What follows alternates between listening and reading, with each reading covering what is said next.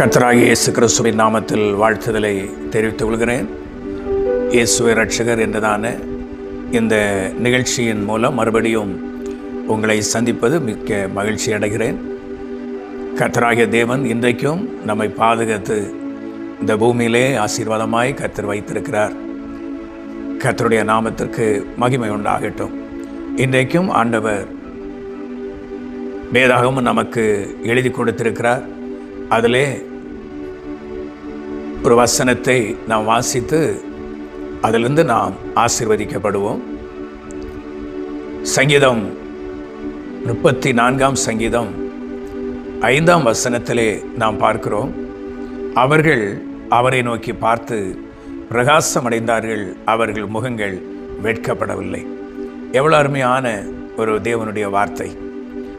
கர்த்தருடைய வசனமெல்லாம் வாசிக்கும்போது நாம் கேட்கும் பொழுது நமக்கு ஒரு நம்பிக்கை உருவாகிறது, ஒரு நம்பிக்கை, ஒரு விசுவாசம் உருவாகிறது.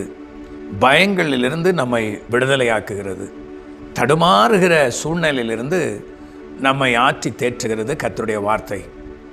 சங்கீதம் 34:5 நாம் பார்க்கும்போது அவர்கள் அவரை நோக்கி பார்த்து பிரகாசமடைந்தார்கள், அவர்கள் முகங்கள் வெட்கப்படவில்லை என்று வேதத்திலே நாம் வாசிக்கிறோம். அருமையான தேவ மனுஷன் தாவீது அவருடைய இக்கட்டான சூழ்நிலையிலே அபிமெலேக்கு என்றதான ராஜாவின் முன்பதாக இக்கட்டான சூழ்நிலையிலே அவர் இருந்த வேளையில தான் கர்த்தரை நோக்கி அவர் பார்க்கிறார். அந்த நெருக்கத்திலிருந்து, அந்த பயங்கரமான நெருக்கம், மரண போராட்டம், அந்த நெருக்கத்திலிருந்து கர்த்தர் அவரை விடுதலை ஆக்கினதை அனுபவமாய் அவர் எழுதி வைத்திருக்கிறார். இன்றைக்கும் அந்த வார்த்தைகள் நம்முடைய வாழ்க்கையிலே கிரியை செய்கிற தேவனுடைய வல்லமையான வார்த்தையாய் காணப்படுகிறது. எனக்கு அன்பந்த தேவ ஜனமே, அருமை சகோதரா சகோதரி, அருமை பிள்ளையே, இந்த வார்த்தையை கேட்கிறதான நீங்கள் ஒருவேளை இப்படிப்பட்டதான இக்கட்டில், நெருக்கமான சூழ்நிலையில் போராடி கொண்டிருக்கிறீர்களா?